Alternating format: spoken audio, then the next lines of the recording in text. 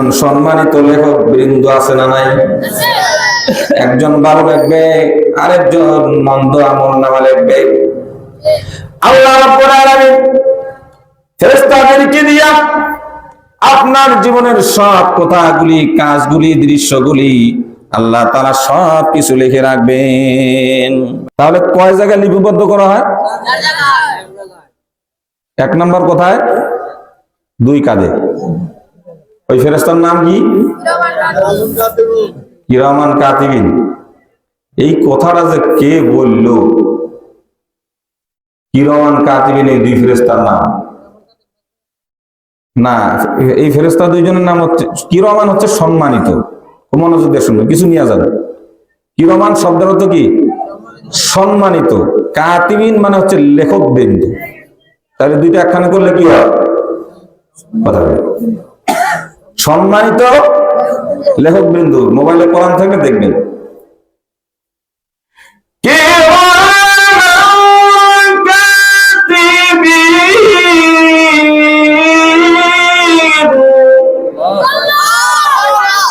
আপনার জীবনের সমস্ত আমলনামাগুলি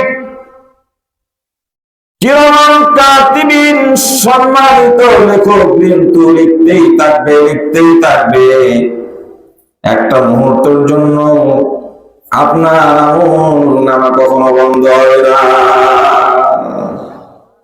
তবে আমি হাদিস পড়ে জেনেছি, মানুষ যখন মৃত্যুবরণ করে, এই দুনিয়ার জীবন থেকে যখন চলে যায়, মানুষের আমলনামা বন্ধ হয়ে যায়। কথা ঠিক কিনা? সব আমলনামা বন্ধ হয়ে যায়। আল্লাহ রাব্বুল আলামিনের কাছে এই ফেরেশতা দুইজন বলে, আল্লাহ তাআলা জন্মের পর থেকে নিয়ে এই পর্যন্ত এই যে তোমার বান্দার সঙ্গে আমরা ছিলাম, এখন তো সে দুনিয়ার দেশে নাই, পরকালীন জীবন শুরু হয়ে গিয়েছে, কবর দেশে চলে গিয়েছে। আমাদের এখন আরো কোনো দায়িত্ব আছে কিনা? আপনারা বলেন তো, এই দুইজন ফেরেশতা তারপর কি আর কোনো দায়িত্ব পালন করবে? আপনার চিন্তা চেতনা অনুযায়ী, আমার চিন্তা চেতনা অনুযায়ী আমরা বলতে পারি, হ্যাঁ, এই দুইজন ফেরেশতা কি লিবা লিখবে। কিন্তু আমি ঈশ্বরের মধ্যে এসেছে, মুফাসসিরিনরা লিখেছেন, মানুষ যখন দুনিয়া থেকে চলে যায়, তখন কিন্তু তার সব আমলনামা বন্ধ হয়ে যায়। কিন্তু দুইজন ফেরেশতা কিন্তু অবসরে যায় না। আপনার তিনটা আমল এই জমিনে জারি থাকে। এক নাম্বার হলো, যদি আপনি নেক সন্তান রেখে যান, দিনদার সন্তান যদি রেখে যান, আলেম সন্তান যদি রেখে যান, হাফেজে কোরআন যদি আপনি রেখে যান, আল্লাহ তাআলা ওই সম্মানিত দুইজন ফেরেশতা কিয়ামত পর্যন্ত আপনার এই জমিনে নেক লিখতেই থাকবে। আওয়াজ তে বলুন সুবহানাল্লাহ। আপনি কিন্তু দুনিয়ায় নাই, কবর জগতে চলে গিয়েছেন। 40 দিন পরে আপনার দেহটা ক্ষত বিক্ষত হয়ে যাবে, মাটি আপনাকে খেয়ে ফেলবে, আপনার এত সুন্দর অঙ্গ প্রত্যঙ্গ থাকবে না। একটুখানি চিন্তা করেন, 6 মাস পরে কিছুই খুঁজে পাওয়া যাবে না। 1 বছর পরে আপনার কঙ্কাল ছাড়া কিছুই থাকবে না।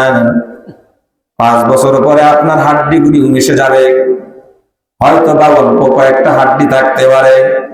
আপনার এত দাম্ভিক্য, আপনার এত সুনাম, আপনার এত অধিপতিত্ব এই জমিনে থেকে যাবে, কিন্তু আপনি ইতিহাসের পাতায় থাকতে পারেন, কিন্তু এই জমিনে আপনার নাম নিশানা থাকবে না। কথা বলেন। কিন্তু আল্লাহ তাআলা কত কুদরত, কত দুনিয়ার জীবন শেষ হয়ে যাবে, কিন্তু বান্দা আমলনামা শেষ হয় না। আপনি 10টা টাকা মাদ্রাসায় দান করেছেন, সদকায়ে জারিয়া হিসেবে মসজিদে আপনি 10টা ইট দিয়েছেন। খুব গভীর মনোযোগ দিয়ে শুনেন, আমি কিন্তু কারেকশন করবো না, কিন্তু কথাগুলি একটু বাস্তব জীবনের সঙ্গে মিলায় নেন। আপনি দুনিয়াতে নাই, কিন্তু আপনার আমলের দরজা খালি আছে কতদিনের জন্য? 3টা আমল কিয়ামত পর্যন্ত আপনার খালি থাকবে। 1 নাম্বার হলো এক সন্তান, 2 নাম্বার হলো আপনার সদকায়ে জারিয়া।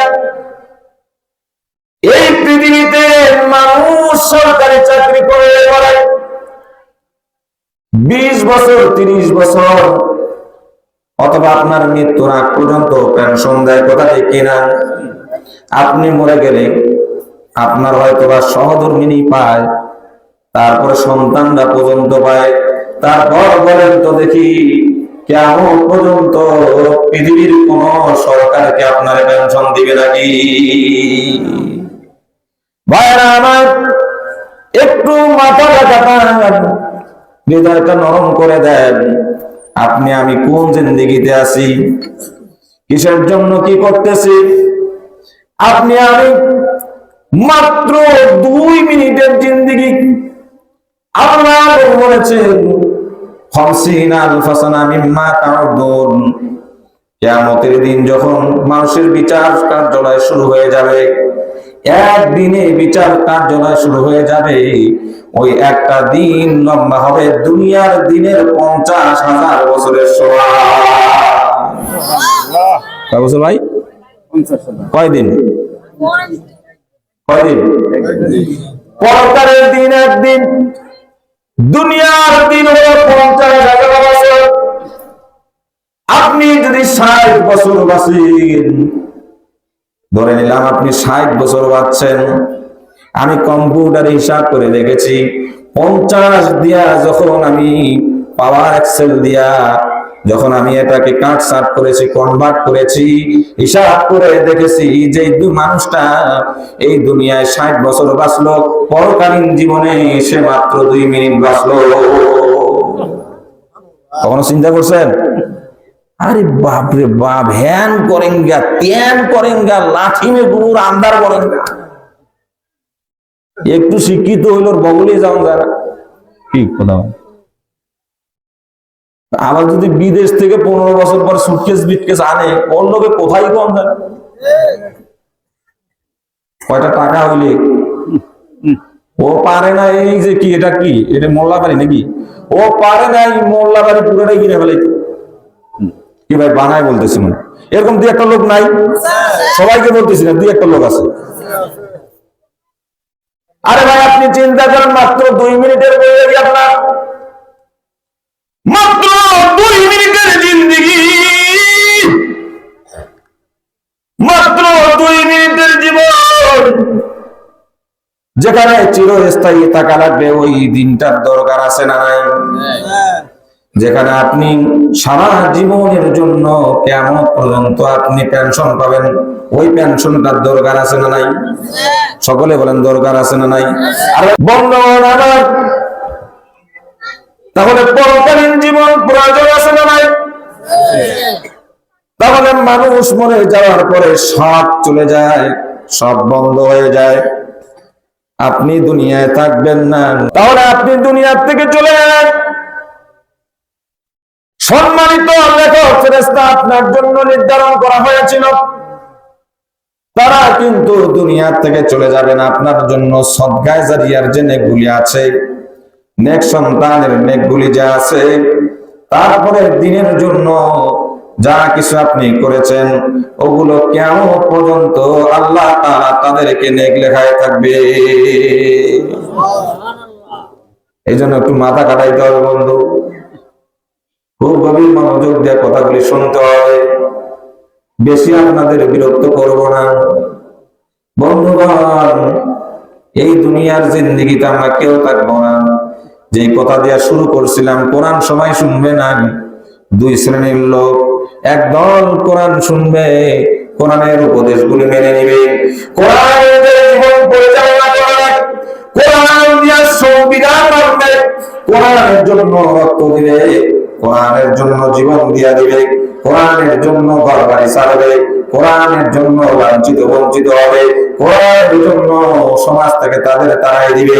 কিন্তু আরেকদল লোক কোরআন তো মানবেই না, কোরআন তো শুনবেই না, কোরআনের উপদেশ তো মানবেই না, কোরআন তো অনুসরণ করবেই না, পাল্টা যারা কোরআন শুনে তাদেরকে নির্যাতন নিপীড়নের স্টিমুলার চালাই দিবে। কথা ঠিক কি না? ইতিপূর্বে আমরা দেখে এসেছি যারা কোরআন নিয়ে আলোচনা করেছে, যারা কোরআনের সংবিধান এই জমিনে বাস্তবায়ন করার জন্য চেষ্টা করেছে, যারা কোরআনের পক্ষে ছিল, তাদের নির্যাতন নিপীড়ন তাদের উপর হয়েছে কিনা?